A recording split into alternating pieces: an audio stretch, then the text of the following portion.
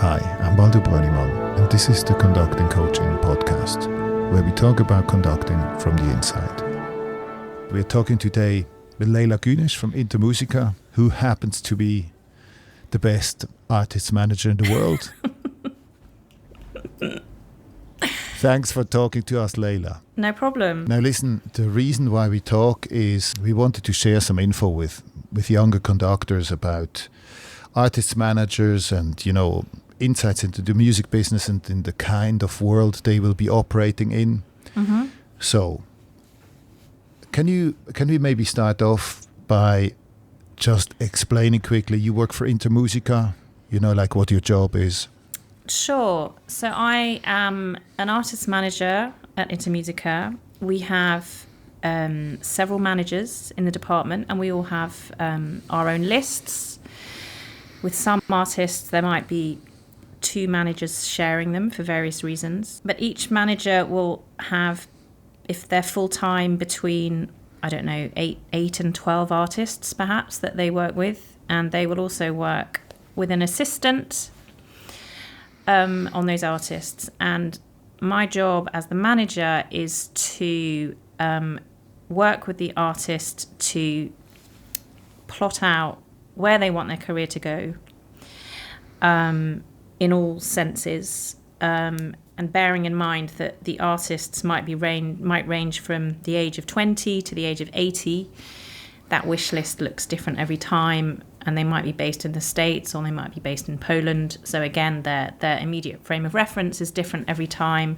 So the direction of growth varies from artist to artist on a geographical level, but then also on in terms of repertoire and the sorts of work they want to be doing, orchestral, opera, if it's an instrumentalist, recital, chamber, whatever. So it's working with them to define where they want to go as things stand at the moment, because this is a conversation that's always ongoing with an artist, and then to do everything that we can to fulfill that journey, which means introducing the artist to all our contacts around the world, updating them, and then getting the dates in and agreeing on the repertoire, negotiating the fees, etc., etc. So, like your day-to-day life, Mm-hmm. What would your typical day for you look like? There is very rarely a day that's the same as another day. There are always things to respond to. Program decisions can take a long time. Certainly with conductors, maybe earlier on in their career, we're always handling the program discussions very carefully, making sure that if there's a big piece coming up, the artist has hopefully had the opportunity to run it in somewhere. So we would be working on things like that. There might be some new footage that we've just received for an artist, so I'll be thinking about where I should be sending that out to, who have I promised updates, where did I think there was a chink of light where I might get that artist in there. So I would want to make sure those people are receiving those updates. There will be fee negotiations going on. There'll be artists to call and discuss ongoing things with. There'll be fee negotiations to deal with. And then one also has to take time out of the emails and the questions that are coming to us to stop and think, right, okay, I want to focus on this artist's next phase of their career. What should it be looking like, and therefore what do I need to be doing in order to try and achieve that? Now you will take decisions as a company as to what type of artists you take on. You have a certain variety of artists that you can offer to promoters and so on. Now these sort of decisions, are they being taken on a company level, or if are there individual recommendations involved? I mean, how do you get to an artist's list? It's runs at various different levels. There are always different strands of conversation going on. There will be us as a company identifying what we think we need on our list. Then there'll be people writing to us and asking if we're interested in them. So then we have to have a mechanism that makes sure we to the best of our abilities, that we look at these these incoming emails and decide whether or not we feel that they're right for us. We follow competitions. We take recommendations from our own artists and people that we trust very seriously, of course. I mean, it's really, really difficult because there are so many really talented young artists out there, and a lot of them do write in, and which I applaud. But what can be really difficult for us is that we just can't invite everybody in to talk to us because we have a duty to our existing artists, and it is something that we find very, very hard. Just as an average, maybe, that people have a bit of an idea, like how many people would write in a week, or how many sort of offers do you get from artists? Gosh, I don't know, but I would say probably 2 or 3 a week. And they're already established artists or younger artists who are looking for a manager, or people who want to change? I would say mainly that's from younger artists who are looking for their first management. People that are wanting to change, that isn't not as frequent as that. So when you said that you feel it's right for us, this obviously isn't just related to the potential of an artist. Mm-hmm. You know, it's for a conductor maybe not just related to how somebody conducts, but right for you, what does that sort of imply? They need to be able to sit well within our list. And by that, I mean their profile. If their profile was very similar to somebody else's profile, we would need to feel very confident that we would still be able to sell them alongside the person that they're very similar to. And that is because it doesn't make sense to be selling, in inverted commas, 2 things that are the same. We're compromising the likely success of both. Obviously, as the company grows, there's more scope to be managing artists with a similar profile. And if that does happen, we would just want to be sure that we can serve both artists well. Otherwise, it's in no one's interests. We would want to feel confident that there's good potential in terms of future earnings for the artist. I mean, whenever we take on a new artist, we invest a lot in them because the immediate return is inevitably very limited for a year or 2. So we want to feel confident that we will get that back in the end, because at the end of the day, we are a business. We're not a charity. We need to make money. When you say something like future earnings, or what you invest in an artist, mm-hmm. Can you give us a bit of an example in what sort of work you do for an artist in the initial stages? Well, we would, of course, build them a page on our website, which takes quite a lot of work, rewriting their biography, working out how we're going to present them, what's our message. We would work with them to gather video material. Sometimes people don't have very much, so then we would be having a very active discussion around how and where they might get it. And then I suppose the investment is in the time that the manager is spending introducing this artist to all their contacts. And when I say all our contacts, I mean we are cultivating and keeping up with promoters literally from all around the globe. And our aim as managers is to be up to date with everybody, to build a relationship that's trusting and understanding between us, so that when I do call the manager up and say, I've got this artist that I think you'd really like, they're likely to listen to me and trust me with it. So there's the time that we spend introducing them to everybody. And then often when artists are quite new and inexperienced, they often require quite a lot of time just on the phone, seeking advice and whether or not to apply for certain things, or they find themselves in certain situations, they're not sure how to respond, or they get invited to do something and they're not sure if they should do it anymore. And all these things, they all take time. Can we talk a little bit more about the profile question? Because, of course, very often young artists don't have a profile yet as such.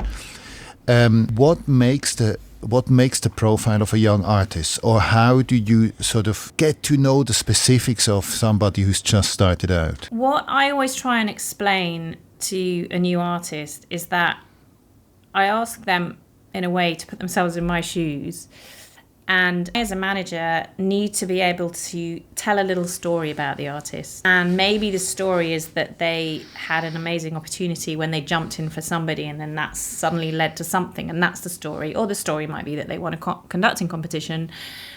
But when it's not an obvious one like that, a narrative does need to be created, and that could be around their personal story and how they got there, where they grew up, or it could be about some particular area of the repertoire that they're really invested in right now and they're curious to explore further.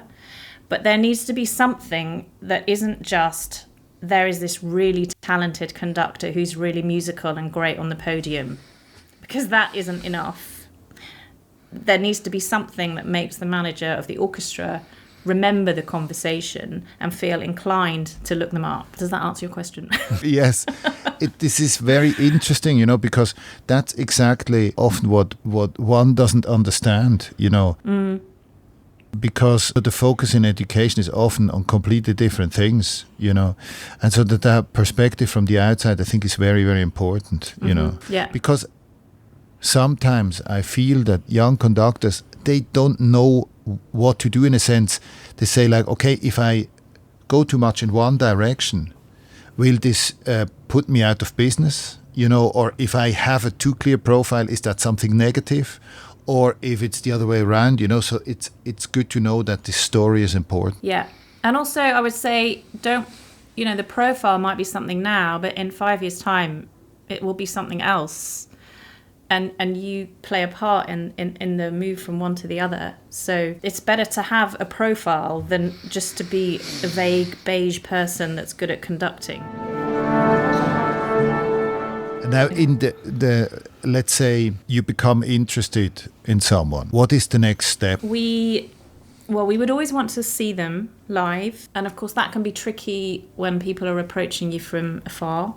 And that is really difficult. But we would very rarely sign somebody if we hadn't seen them live.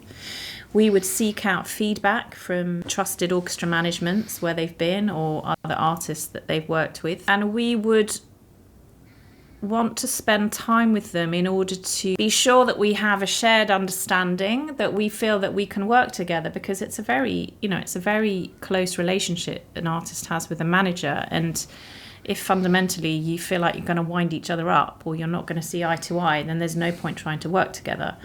So having a certain amount of contact before and these involved discussions is a really important way of understanding whether or not the chemistry is there, if you like, because as a manager, it's not only about filling the diary and stuff. You do sometimes need to have quite delicate conversations. You might need to feed back to a conductor that actually you thought it went really well and the management congratulated you after the concert, but actually they've said to me that it didn't quite work and they don't want to have you back, and the reason for that is A, B and C. Now those are hard conversations to have. They're really tricky for everyone. So it is important that you feel that if you're going to enter into this partnership with somebody, that you're going to be able to develop a trusting relationship with them. Now, when an artist or young artist gets in touch, they will, I suppose, write emails or send a physical letter or a brochure or something like that. What do you actually do to find out more about an artist? Do you Google them, or do you use digital channels? You already mentioned that you speak to people you trust. Mm-hmm. Well, the first point of reference would be, if they have a website, would be their website. And I would hope that there would be good footage on there. If there isn't, well, to be honest, that might be where the conversation falls down, because we only have, we're all really, really busy. And if we're being left to look up, try and find the good footage for ourselves, then honestly, that's probably... it's going to finish there, because we don't have the time to do that. So with footage, you mean videos, for example? For conductors, yeah. Yes. Definitely. What do you look for in a video?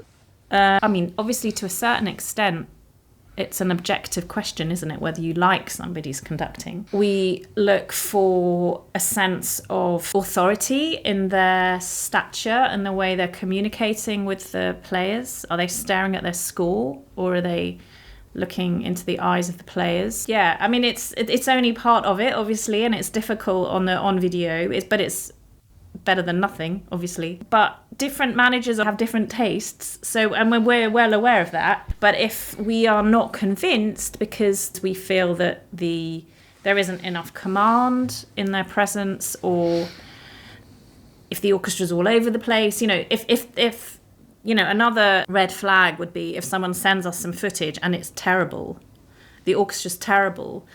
Now, maybe it's the only footage they have, but if that's what you're sending, it needs to be sent with the caveat that the standard of playing is really bad, but that's all they've got at the moment, or something. But if there's a really scrappy performance of something, that is not going to make much of an impression. Now, of course, it's much easier to have good footage and to have good level playing on a video if you're from certain areas, Mm-hmm. But what would you recommend, for example, from somebody who comes from really far away and doesn't have access to a top-class orchestra? I mean, what is there something one can do in that case to still demonstrate a certain type of talent? I would say you have to somehow get an orchestra together and get the footage, because again, that's going to stand you out. If you're saying, I'm a really great conductor, but I'm sorry, I can't get any footage together, then, well, where's your passion? Where's your ambition? You either want it or you don't want it. And I know that sounds really harsh, but there are people out there that do it, and they get the footage. And yeah. So the video is like a point of contact. What I understand is a video can make you interested, but there are much more aspects to somebody really being a perspective for a relationship. Mm-hmm. So what's the next step after the video? It's if an artist can demonstrate that they have a very clear, well, not very clear, they have an idea of where they want to go, what they want to do with their career. Or another way of looking at that can be, and it's something that I encourage young artists to do, is to look around at agencies' websites, whose career really speaks to them, and what is it that they like about their career. So even if they haven't been able to articulate or foresee where they think they want to go, look at some other careers and recognise what appeals, what doesn't appeal, and from there you can start to put together a picture of where you want to go. Now, are there some mistakes that people should avoid at that sort of stage? When they first get in touch and try to get a bit, stick their head out from the crowd. I would say young conductors should be putting themselves out there, should be, wherever they live, they're likely to be living in a city with a certain amount of music going on. So go and listen to rehearsals, meet the conductors, become a familiar face. Those are things that you can do. So a mistake would be sitting in your room just studying scores all day and not making any contact with the outside world. I mean, I suppose you don't want to be too pushy with agents, but at the same time, I'm well aware that sometimes you need to be in order to get a response. So, but who is always going to help as well in this business. And I would encourage people to do that. And there's always loads to learn doing that as well. It's not just about being seen. And I always say to people, go and watch rehearsals. And even if you're watching an artist that you don't like, that you decide you don't like, you're still learning from that, because you're learning that you don't like the way they handled this situation. But watch it and observe it all really mindfully, and don't just think, oh, I didn't like it. Analyse what you didn't like and take that away and feed that into how you approach your work. Now let's assume that first filter or the first filtering process is done and you're ready to sign a contract, which would be the next step in your relationship. Yeah. And what has to go into a contract, and what types of contracts do you sign? Well, our contracts are always based on commission. So our income stream is commission. There are some agents out there that work on a different basis where you pay them a fee per month. Personally, I would be really wary of that because the accountability there is really difficult. So I would just proceed with that model with caution. You would want to be clear on the territories and have an expectation of what the communication is likely to be, so that you're all clear from the off. Some agencies in the States, for example, they charge their artists whenever they go and see them. Here in the UK, we don't do that, but I would say that's something to look out for, especially if you're signing with a smaller agency that's maybe not got such an international reputation. What you don't want to find is that an artist says they're going to come out and see you and then they charge you for all the costs involved. And the same with all the publicity side of what the agency's doing. You shouldn't, well, ideally you shouldn't be paying extras for that, but if you are, you'd want to be absolutely clear on what those costs would be. When in the initial stages of a collaboration, what can an artist expect from Intermusica? What can Intermusica expect from an artist? What type of work will an artist need to do? I always ask my artists to start forming an idea of where they, especially when I'm assuming these are younger artists, to start forming an idea of the repertoire that they would like to be covering in an ideal world over the next few years. Because I find that very helpful when I'm talking to orchestra managements about what these new artists might be able to bring. And it also helps me to understand them on a musical level. The artist would hopefully be able to expect a certain number of inquiries, but I would also say that it takes a long time to establish a new name to the market. So it's important that there's a certain amount of patience there on the artist's side, because these things don't happen overnight. I mean, they do if you win a major prize, but in normal circumstances they don't. And what's good is if one can have the sort of relationship with the artist where I can say, would you be up in principle for doing this, whatever it is, this Britain opera in a few months' time, so that I know whether or not to suggest them. But they understand that the likelihood is that it probably won't come their way, but it's good to know I can propose them. What can be frustrating is if you've then got the artist ringing back every day saying, have I got that Britain opera? Have I got that Britain opera? It's like, no, I just needed to know that I could suggest you for it, because the suggesting you for it is as much about putting the name out there as it is about expecting it to go their way.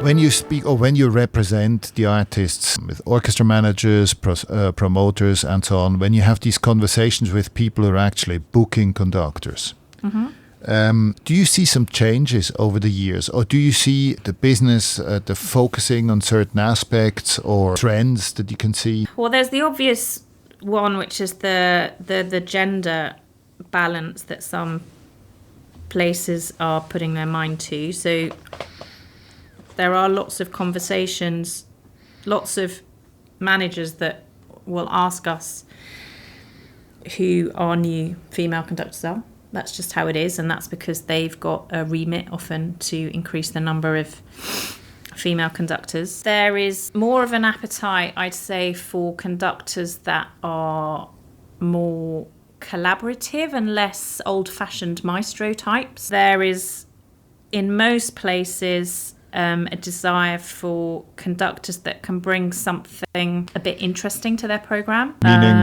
Meaning they love the idea of having something new in there that the orchestra has never played before, that feeds into the program, but that sits nicely alongside the rest of the program. It's not just a random contemporary piece for the sake of it, but a new piece that works really well alongside whatever the symphony is or whatever. But to have an interest in some different pieces, different composers, is becoming more and more appealing, I've noticed. And it does help also with just bringing them into the conversation. If you can say, oh, my artist's particularly interested in this composer, and then you can go off on a tangent in that, and then suddenly this conductor has got an extra edge to them. So I do encourage my artists to go and look out, seek out some new repertoire, and by that I don't just mean contemporary, but just lesser known repertoire. Now you obviously have many contacts in that field, but roughly, let's say if Intermusica sends information about an artist out, how many people will you reach in the business with that? Well, if I were to sign a new young artist and I wanted to let all the orchestras across the globe know, it would be a few thousand. And out of the people, obviously you won't speak to all these few thousands. Mm-hmm. You will have certain closer contacts, and maybe your colleagues have certain contacts and so on. Mm-hmm. Can you just tell me a few things about these people who put seasons together, programs together, how they go about booking artists, what they're looking for? Like, do they build from a season perspective or a balance? What is important in their type of thinking? Well, honestly, that varies hugely everywhere. So there'll be some orchestras that plan, and this is often down to the chief conductor, to be honest, but there'll be some where they just plan all the programs and they're looking for the conductors to slot into their programs. There'll be some that has a theme running through the season, and we'll get wind of that, so we will feed them with suggestions of artists, but when we know that they've got really good repertoire to offer that fits that theme. There will be orchestras that are looking for new chief conductors and maybe have expressed a particular wish to find the next brilliant young thing. Or there will be, what tends to happen is if an orchestra has a more senior chief conductor, they want to complement the rest of their season with younger artists, and then it's the same the other way around. If they have a relatively young chief, they'll be looking for more experienced conductors. For the guest slots, there's the gender balance issue that will also dictate how some conversations go with some orchestras. So it's a cocktail of so many different things, which is why trying to keep as many conversations going all the time and sharing intel between us all as managers, which is why that is also key. And that actually brings us back to the very beginning of the conversation where you were asking me how we choose who we have on our list. Well, it's so that when we're having these conversations and they all want these different things, we've got ideally someone to feed them into all these different conversations. An artist throughout their career, in a way, obviously has to support your efforts of getting connections made. What would you recommend artists in their sort of early career stages? What is helpful to you, that you have some support, in order to present an artist to the world? Yeah. Well, I'm always keen to know, if an artist has just done a master's or something at a college, the likelihood is that they will have peers from that same college who are going off to play in orchestras. Stay in touch with them, find out where they are. Lots of these orchestras, in Scandinavia especially, they book their artists through committees, and the people on those committees are the players. So if I can write to an orchestra in Sweden and say, I want to introduce this new name to you, and by the way, they were at college with so-and-so, who's your principal second violin, that's not going to guarantee anything, but at least it's more likely to bring the name to the table, to make sure that whenever they get any footage, we know about it. And that, I know that sounds obvious, but you'd be amazed at the amount of times we find out after the event that there was a camera there. And, with the best will in the world, you can ask these questions. You don't always get the answers, but then at the concert, you see these cameras. And I've got plenty of artists that go and have a quiet word with the cameraman. They exchange numbers and the artist gets the footage. Be that artist. Make sure you get it, because it's a lot easier to get it on the day from the man or the woman behind the camera than it is, say, for us on the email trying to reach them. And be constantly hungry. Watch what's going on out there. See who's doing what. Get ideas. Come up with project ideas. And be really invested in it yourself. Don't just expect it to land on your plate, because it's unlikely to just land on your plate. Now you have more than 20 years experience in this field, and you've seen many careers, and you've seen more successful careers or examples of career management and less successful examples. What are some bits of advice that you would get to people, things to do or to avoid? If you could talk to people like early on, and you just have an open conversation, and you have now been through all this in the last years, certain things that somebody looks at you and you can just give them a few bits of advice, what would that be? Well, one thing I say is listen to the advice that you're given and be open to it, and don't take it as a criticism, because often as a manager what you're doing is you're feeding back the feedback that you've had from an orchestra, and it's not criticism per se, it's literally their feedback. It's how they responded to that artist at that time. What can be really difficult is if an artist is super sensitive and it all snowballs and it becomes something more than what it is. And I know that's really harsh because nobody likes to get negative feedback, but if you're one person standing in an orchestra of 85, the likelihood is that you're never going to make everyone in that 85 body of people happy. And in different environments, the less happy ones have more of a voice than in others. But what else? Be mindful of who you align yourself with. Obviously, if you're managing to align yourself with say, if you're a conductor with an instrumentalist whose career is really flying, then the likelihood is that's gonna at some point go in your favor. Whereas if you whenever you get engagements, you're insisting on working with somebody isn't having such a prosperous career. Now I know that sounds harsh again, but that's not necessarily going to help you out either, and you should be trying to use that as an opportunity to help yourself. Don't go out and conduct really well-known pieces with orchestras that have played it a million times and not have anything to say about it. Perhaps avoid doing it at all, or if you are going to do it, think about it really carefully before you agree to do it, because that's one of the hardest things to do, is to make an impression on an orchestra with a piece that they've played many more times than you have. I mean, that's something that you should be discussing with your agent all the time anyway. Let's talk about something really practical. How are fee levels been set? Because often, when you're young and maybe you don't have an agent yet, you don't really know what you can ask for, and, sort of the really different fees paid in different circumstances. How do you go about this? I think it's really hard for artists when they're fixing their own fees because they've not got any reference point. I mean, if they do know anyone that's conducted that orchestra before, I would urge them to see if they can find out what they got paid. I mean, what we do is, I've obviously got my own reference point with all my artists, and I've been doing this for 20 years, so I know what fee levels to expect. Is there a difference in different countries?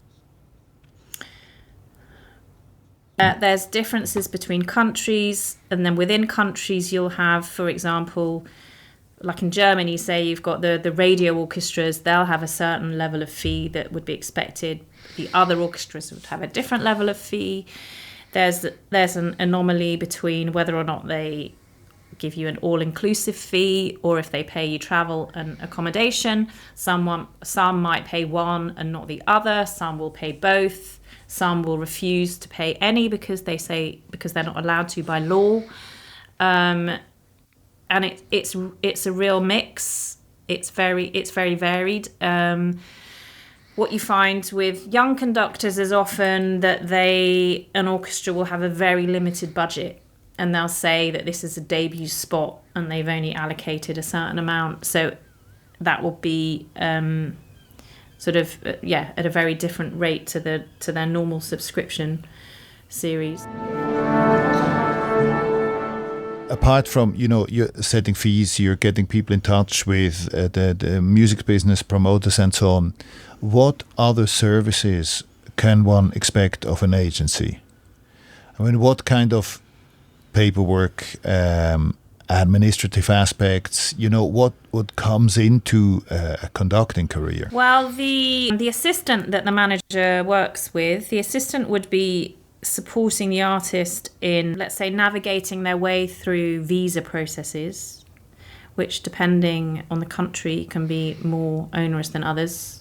An American visa, for example, is an enormous amount of work, but a Taiwanese visa is not so much work, But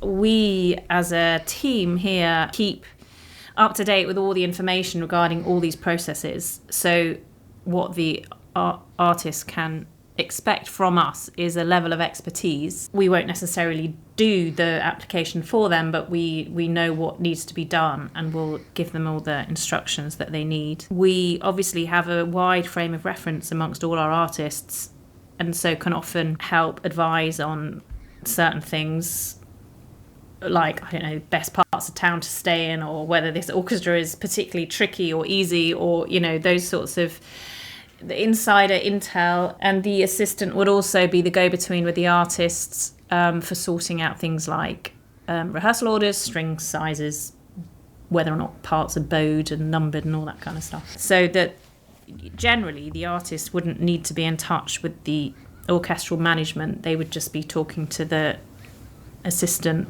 about all the detailed aspects of the engagement. What's the ideal age for somebody to get in touch with you? Gosh, well, when they're really young, you need to have a certain level of maturity to be a conductor, and obviously that comes at different times with different people. Early mid-20s, probably. I mean, what we have here, we have a mentoring scheme here that we set up specifically, actually, to give us a sort of framework within which we could establish a relationship with younger artists at what can be such a critical part in their careers, because they could be making key decisions on whether or not to pursue, I don't know, an assistantship or a competition or whatever. And we recognise that this point in their career could actually make or break them. It could determine whether or not they went on a successful path or a not so successful path. And maybe there was a role we could play there. So we do have a mentoring scheme, which is generally with younger artists, say in their early 20s. And I think pretty much all of the people that we've mentored have then moved on to full management, which is great. But at the time of mentoring them, we felt they weren't ready to sort of sit alongside our, you know, to be there as a fully fledged artist, because they weren't ready to be put forward for things in the same way. But it's a way of recognising that we see potential in them. But then we can only work with so many of those, because just for, business reasons, really. Is there anything else from your perspective, things I left out or things you wanted to say that you thought are important for people to know before they step into the ring? Well, I suppose I could just comment on a few things that I've noticed in some young conductors, things that I've been quite surprised at. One is I'm surprised sometimes at how little repertoire some young conductors know, or how narrow their frame of reference is. So I would really encourage conductors to be curious and to keep looking, and just be hungry to learn all the time. Have a mentor, have 2, have 3 mentors, because it's the kind of job where you're just constantly learning all the time, and you're not only learning the music, you're learning how to handle people. Such an enormous human aspect to this job, and actually it's that as much as the musicality that will determine the success of an artist in front of an orchestra. Yes, there you go. Hey Leila, thanks a lot for taking the time. Yeah, you're very welcome. Well, good luck to everybody. Thanks for listening. To send us your comments or suggestions, please write us a message on Instagram. And don't forget to subscribe to our newsletter to stay up to date with all the conducting coaching news and events.